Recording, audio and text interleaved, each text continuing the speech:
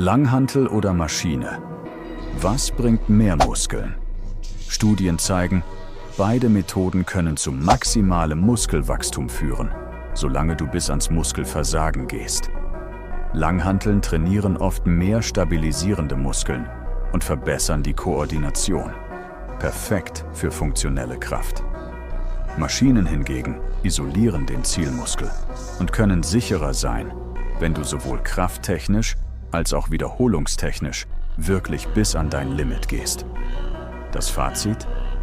Die beste Wahl ist nicht entweder oder, sondern beides zu kombinieren, um das Maximum aus deinen Gains herauszuholen.